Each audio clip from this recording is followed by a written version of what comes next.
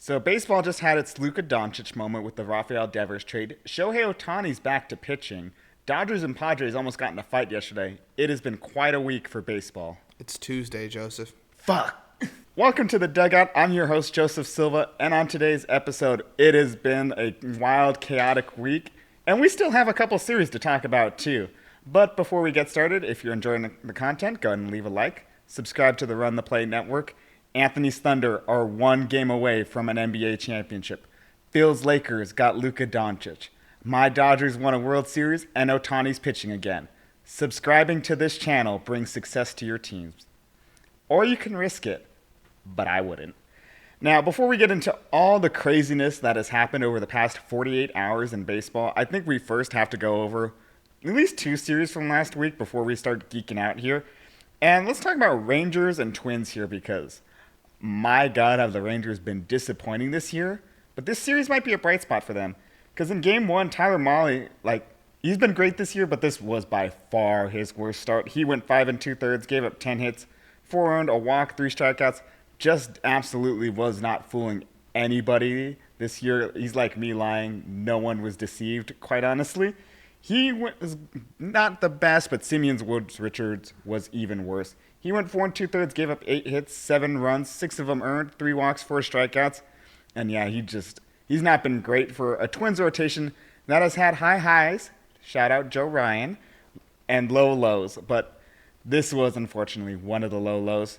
And offensively, Adolis Garcia opens the scoring with an RBI double in the fourth, followed by a Kyle Higashioka 2-run single to make it 3-0. In the bottom of the inning, though, Ty France and Royce Lewis each had RBI singles to make it 3-2. But in the top of the fifth, Josh Young had a 2-run single. Kyle Higashioka drove in 2 more with an RBI double. Josh Smith had an RBI single, and all of a sudden, it is 7-2 or 8-2, and it's looking awful for Minnesota. But have no fear, because Ryan Jeffers' RBI single cuts the lead down to 5, making it 8-3 Rangers. But an Evan Carter 2-run homer grows an already massive lead to 10-3. But Matt Wallner, he answers back, a little Chris Paul-esque with this homer, make it 10-4.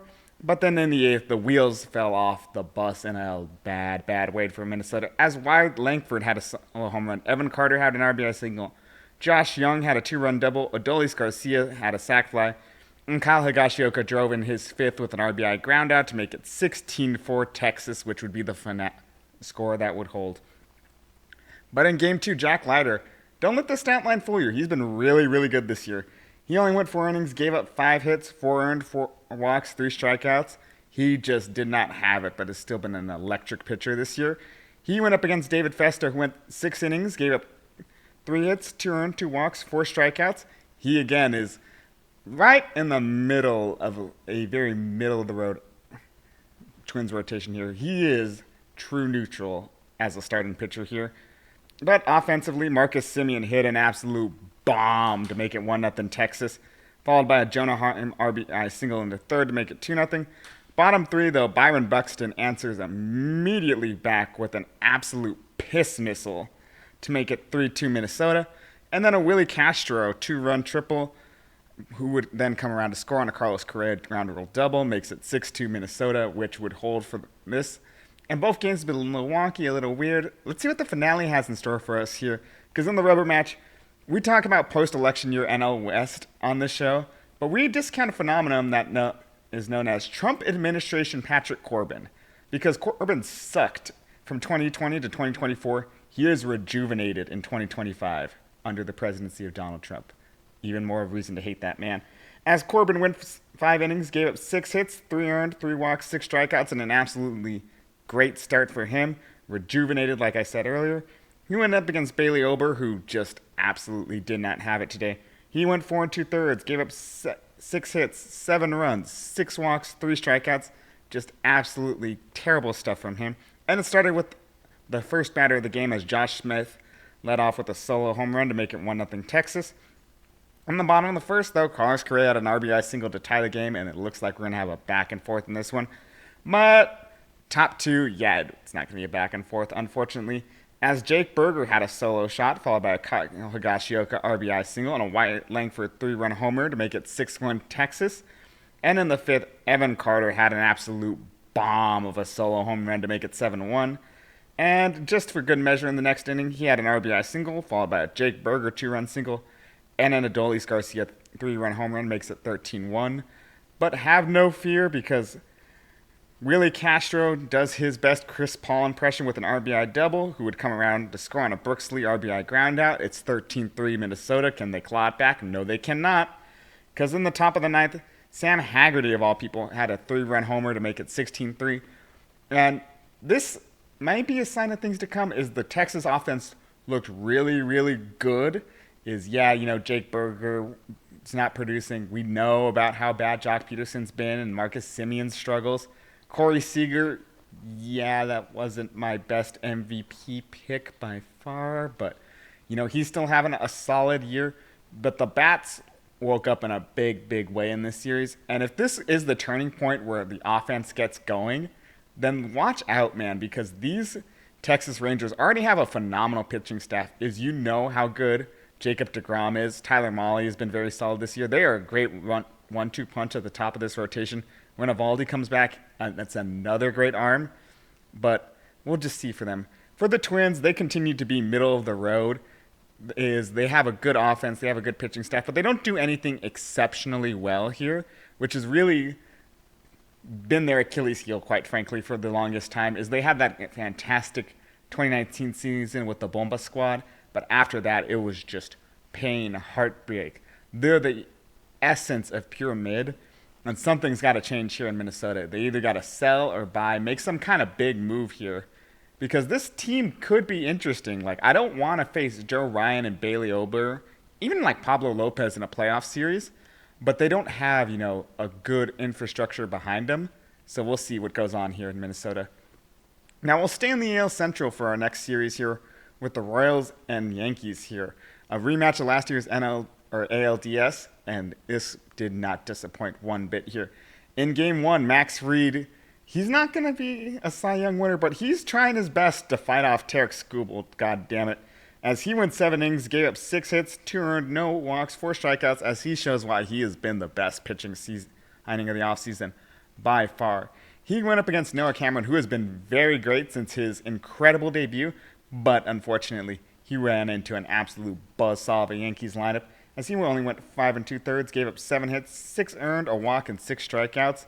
And offensively, we got to talk about it here. Aaron Judge had an absolute nuke, bomb, piss missile, moonshot, whatever you want to call it. That's what Aaron Judge essentially did here, is because he hit this sucker 467 feet, as Jeff Passan said. It is the furthest hit ball he has ever seen in Kansas City, which I love the implication of Jeff Passan, loves Kansas City Royals baseball. But that's aside the point. That makes it 2-0. But Jack Caglione, he gets an RBI groundout, and that's not that bad. He hit it sharply, but that's what we always say about Caglione here. An Austin Wells 3-run homer makes it 5-1 Yankees in the 4th. And again, Austin Wells would come up big in the top of the 6th here with a 2-run double, a Trent Grisham RBI single, Aaron Judge RBI single, and a Cody Bellinger RBI single makes it 10-1 Yankees, and that would hold right up until the 9th, where Jonathan India had a solo home run to make it 10-2, and that's the score that would hold in Game 1. Looking to bounce back in Game 2 here, they were looking to ride their ace Chris Bubich, but Bubich did not have it. This is who I expected him to be, not this sub-2 ERA man, as Bubich only went 4 1/3, gave up 6 hits, 5 earned, 4 walks, 3 strikeouts, just did not have it here. Absolutely outpitched by Clark Schmidt, who went 6 innings, gave up 2 hits, earned 3 walks, 7 strikeouts. And offensively, the scoring began with an Anthony Volpe RBI fielder's choice, a Austin Wells RBI double, and then a Paul Goldschmidt 2-run single, who would then score himself on a Ben Rice single, and it is quickly 5-0 Yankees. And then Aaron Judge, Mr. Low Leverage himself, had another bomb, making it 7-0 Yankees. But have no fear, because there is a slight hope here for Kansas City in the bottom of the ninth, as a Salvador Perez 2-run shot. And John Rave RBI single makes it 6-3, but that's about as close as Kansas City would get it here. And just looking to get swept here, their openings day starter Seth Lugo went here. He went 5 2/3, gave up 2 hits, no earned, 3 walks, 2 strikeouts. He did everything he could, as Will Warren matched him blow for blow. Warren went 5 2/3, gave up 4 hits, no earned, a walk, 4 strikeouts. And really, it was a pitcher's duel back and forth. We had to wait till the 8th inning to get our only run. And that would come from Goldschmidt as he reached in on an infield single, driving in Pablo Reyes to make it 1-0, which would be the final score of the night. And just looking at this one, what do we say about Kansas City? Is the reason why I picked them to finish 4th is because they have no hitting, like Bobby Witt Jr. I don't want to say he's been disappointing, but he's not lived up to the lofty expectations offensively that we've had for him. He's still a very good hitter, don't get me wrong, but he's not having the MVP in any other year kind of season from him. Jack Caglione has been disappointing, let's be honest here, since his call-up. I'm not holding anything against him because hitting major league pitching is very difficult, but he is supposed to be the one that's saving this lineup here. Lisan Al-Gaib, he is not. And then Salvador Perez, he's not a Hall of Fame catcher, and he's sure as hell not playing like it this year. Pasquatch has been fine. You're getting a resurgence season out of Maikel Garcia, of all people, but it's just been a barren wasteland of offense. As you saw here in the series, they did not put up that many runs here. What the hell? You cannot rely on Reagan's, Lugo, and a resurgent former reliever to carry you to the promised land here. Royals need to buy a bat in the biggest and worst way. And for the Yankees, what is there to say, man? The offense is so damn good. They got contributions from basically everybody, including Aaron Judge, who hit a home run in a tie game, lest we forget. I'm being sarcastic here, but Judge, again, absolutely phenomenal. Wells has been great. Goldschmidt is arguably the best first baseman in the American League right now. Everybody on this team's producing. Pitching's great. It is them and the Tigers as the top 2 teams in the AL. I love watching both these teams. I think we'll have a very fun matchup between those two when they eventually face off here. But before we get to all the craziness from the cold open, I think we have to hear a word from our sponsor. Man, okay, LeBron hit my parlay. Let's get it. Oh shit, he hit it? Yeah, bro. Look at this. I won $200. I tailed your parlay. How the heck did you win $200? I used Boom Fantasy. I used their pick and spin, spun the wheel, got 10 times my money. Bro, you gotta hook me up. If you use code RTP, you could get a risk-free bet up to $100. Let's get back to the video. We begin with what else? Shohei Ohtani pitching, man. He made his pitching debut last night for the Dodgers. He went 1 inning here, and the velocity was absolutely there. He hit 100.2 miles per hour. And everyone's like, oh, the velocity is there. Like, the breaking stuff was sharp. I don't think the breaking stuff was as sharp as people were saying. Like, yeah, it was good. But for me, like, his breaking stuff has always been, like, the big put-away pitch. The splitter sweeper combo has been deadly. But he got basically every Padres hitter he faced into a 2-strike count. And yes, I know Manny Machado's swing. It was not a check swing. But as Dodger fans, we have lost the right to complain about check swings after the 2021 Division Series, so I'm not going to say anything about it. But if the breaking stuff was truly as elite as everybody was saying, is he would have gotten like a true swing and miss strikeout at some point, and he just didn't get it. I get it's one start. I'm not going to like tear the man down for this, but let's pump the brakes on like, oh, he's back officially. But the encouraging sign for me, and Ohtani himself said it as much as, you know, he planned to be 95, 96. He was throwing absolute gas up there to the point where, like, he actually was overthrowing a lot of the pitches. Is you can see it. I charted out his game. And when you're overthrowing as a righty, is you're going to miss in on lefties. And surprise, surprise, like, basically all the misses I charted from his game were into lefties. Is once like the adrenaline settles down and he gets back into game shape, I think Ohtani is going to return to that Shohei Ohtani that finished top 5 in Cy Young voting in 2022. And I think that's about where he is going to be. The Dodgers pitching development is phenomenal. Overall, I think it was great. Or I wouldn't say great. There was a lot of encouraging signs for him. He just needs to tone down the adrenaline, but that comes in time. Basically, everybody was there cheering him on 30 minutes before the game as he was walking to the bullpen. It's hard not to let that affect you.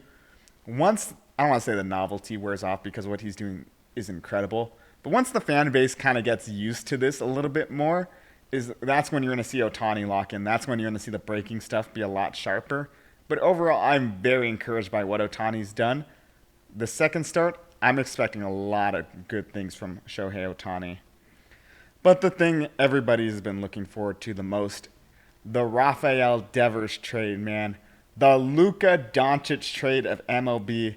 And yes, I understand Devers is not the player that Doncic is, but it is the same jaw-dropping reaction. If you follow Run the Play on Instagram, which you absolutely should, by the way, is you could see my live reaction. I was awestruck. I was incredulous. Like, I didn't have that many words to say, quite frankly, because nobody saw this coming. Again, like Doncic, no one knew Devers was on the market, and Giants came in, had an absolute great. They stole him, essentially. Like, I understand you're paying the DH contract, and like, oh, he's still got 9 years left on the deal. You have to pay him basically $300 million. But you don't understand, okay? It is impossible to hit at Oracle Park. If you can get a hitter, especially one of Devers' caliber, to your team, you do it every single time, man. Because, my God, is he phenomenal as a hitter. He really adds length to a Giants lineup that, quite frankly, needed a thumper in the middle lineup. I kind of compare it to getting Kyle Tucker and what he's done for the Cubs. Is I think you'll see that kind of similar impact here for the Giants. Is yes, you have Jung-Hoo Lee at the top of the lineup. Julio Ramos is a perfectly fine number 2 hitter. But, with Matt Chapman out, is you don't have either a really good 3 hitter or a really good cleanup hitter. When he comes back, him and Devers, 3-4, oh, it's going to be a thing of beauty here. So, especially for what they gave up here, is Kyle Harrison, I think, is the worst of their 3 young pitchers here. I'm not a big Layden Rope guy, but I will admit he's better than Harrison. And if you watch the offseason preview, I am very, very high on Hayden Birdsong, and he has kind of delivered for me this year. So to not get either of those two, especially Birdsong, like, what were you doing, Boston? Yeah, it's time to talk about Boston now in this return package. Because you gave up your face of the franchise here. You got clowned relentlessly. And I get, they're prospects. You can't judge them. But at the time of the Mookie Betts trade, you got basically jack all for a very good player that has helped my team win 2 World Series. Thank you for that, by the way. So, already, fan base is a little pissed. You let Xander Bogaerts walk. And gets an absolute bag from San Diego. Been playing like shit, quite honestly, not living up to the contract. Understandable. The fan base is still pissed. So you sign Devers. And then you trade him away for this return package? What the fuck is wrong with you guys here? Jordan Hicks. Let's read his stats here. In 13 games this year, 48 and 2/3 innings, 6.47 ERA, 1.54 WHIP, 43 strikeouts per 9. That is not a great starting pitcher. I am so sick and tired of Jordan Hicks being a starting pitcher. It's that Arrested Development meme. Oh, everyone says it doesn't work for us, for everybody else, but it might work for us. No, it won't. It never does.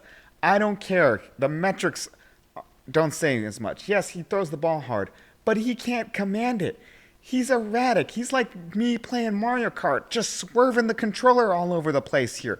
He does not have great command. Kyle Harrison, I get it. You did a lot of great work with Garrett Crochet, and I don't want to say they are similar by any means, but if you really stretch it here, is they both have great fastballs, but a lack of a secondary pitch here. So you developed Crochet's secondary stuff phenomenally. He's going to finish top 3 in AL Cy Young voting this year. He has been an incredible, incredible pitcher. But here's the problem, is his fastball is this good. Kyle Harrison's fastball is this good. Crochet's secondary stuff was this good. Harrison's is off the fucking screen. It's not there. I don't see the thought process of, we can fix him. You're not going to be able to fix him. And I understand you got a very good prospects in James Tibbs III. He's number 4 in the system. And I understand you were not going to get Bryce Eldridge out of this. But still, this is a horrible return package here. And basically, where do you go from here? I understand that you basically screwed over your franchise player by signing Bregman without telling him. And then just throwing him all over the place here. like, go DH, go first base. And I understand that really pissed you off here. But he is the face of your franchise. And to not consult him when bringing in a third baseman or ask him, like, would you move to first base? Because Costas, I don't think, is defensively good enough to justify just keeping him at first base. Make him DH and platoon him with Yoshida, which, by the way, where's Yoshida been all year? I would not be surprised if he comes back from whatever has been ailing him within the week at this point. It's just been a confusing set of moves for the Red Sox here. And I don't know where this team is going. I legitimately had them as one of the teams that could come out of the American League this year. I was very high on them. And at this point, I don't know what to do. And I was going to save the Red Sox a lot for the buy or sell series. I was going to push them back probably end of June, early July. No, we're going to have to talk about them now for buy or sell, which brings us to buy and sell, by the way, because where are you going as a franchise here? As we're looking at potential trade chips that the Red Sox might have, is first off is Walker Buehler. In 11 starts this year, he's gone 55 and 2/3 innings with a 5.01 ERA, good for an 82 ERA plus, 1.38 WHIP, 51 strikeouts, 8.2 strikeouts per nine, 2.9 walks per nine, 1.8 home runs per nine, a 5.10 FIP. Yeah, he's not been great, but when he gets to the postseason, he is phenomenal. Chapman has been great this year. Justin Wilson is a great reliever arm, and then Jarren Duran has been thrown around in trade discussions, which I didn't get, but after this point, I would not be surprised if Roman Anthony's on the trade block, quite honestly. So what are we going to do if you're Boston here? I think at this point, you can't buy rentals. I think you have essentially punted it this season, and you're kind of waiting for the offseason. So I think you got to buy, which is kind of weird to say when you traded away, I don't know, the face of the fucking franchise for peanuts. I don't even want to say Magic Beans, because at least Magic Beans had the potential to be something great. You traded them away for dust bunnies, a lint roller, a fucking quarter that you found between the seat cushions, the French fry at the bottom of the fast food bag. Whatever you want to say, that's what you traded him for. But to buy after that is kind of weird. But I think you have to play for 2026 and beyond here. Is just give run to Marcelo Meyer, Campbell, and Anthony, and just see what goes from here. I think the number one thing you have to do is you have to get Sandy Alcantara. As I know the price is going to be steep, but you have the prospect capital to get it done. And my God, Garrett Crochet needs some help. Brother is struggling by himself at the top of this rotation here. And I get Alcantara has not been great this year. In 13 starts, he's only thrown 63 innings with a 7.14 ERA, good for a very, very bad 61 ERA plus, 1.49 WHIP, 50 strikeouts, 7.1 strikeouts per nine, 4.4 walks per nine, 1.1 home runs per nine, good for a 4.71 FIP. And if you're looking for my professional diagnosis of what's gone wrong with Alcantara, I think his pitch grips are slightly off a little bit here. And I say this because if you compare the movement of like the big three, the fastball, sinker, changeup, this year compared to when he won the Cy Young in 2022, they're moving more horizontally, whereas in the Cy Young year they're moving more up and down. If I think Boston can rediscover the pitch mix where they go this way instead of that way, I think you'll see that Alcantara is going to unlock that form and just really be a great co-ace alongside Crochet. So I trust Andrew Bailey to figure this out. You got to pay it, man. You got to help out Crochet and really build a formidable 1-2 going into next year. And then offensively, I think the team is fine for the most part, but you need help in the outfield, man. Duran has not been great this year. He's been a negative defensively on top of that too. I would kind of go and get Taylor Ward. Nick, he hits home runs and that's about all he does. Like a 110 WRC plus is fine for someone who has 18 home runs. But you just got to change his two-strike approach and he's fine, man. He's walking at an OK rate. His whiff rate isn't the best. But a 27.2 strikeout rate with, OK walk and whiff rate, that says his two-strike approach is dog shit. So if you get those two, just focus on developing Anthony, Meyer, and Campbell, and then see what you got. Get Bregman extended by all means because he's been tearing it up. He is fantastic at Fenway. And then just see where you go from there, man. Build out a good young core. Because you are the Boston fucking Red Sox, man. You have such great fans. You have a lot of money, by the way. You don't have Dodger money. No one does, but you have pretty much damn near close to Dodger money here. And you refuse to touch it? Yeah, it's just a very, very bad situation in Boston here. Very confusing. I could see them selling, but I think they really should buy here. But who knows what's going to happen in Boston the rest of the year. Maybe the vibes improve in the clubhouse, but we are one to see. And I'm not going to do a series to watch this week. A lot to talk about here. I don't want to keep you guys here too long. But very clearly, if I was going to pick one, the Red Sox are facing Devers in about 2 days at Oracle Park, so that should be very, very interesting. So, yeah, definitely watch that one. But let me know in the comments down below, what would you do if you're in charge of the Boston Red Sox?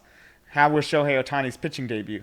And more importantly, how the Rangers offense turned it around? Let me know in the comments section down below. As always, if you enjoyed the content, go ahead and leave a like, subscribe to the Run the Play Network, and don't forget on the way out, play ball.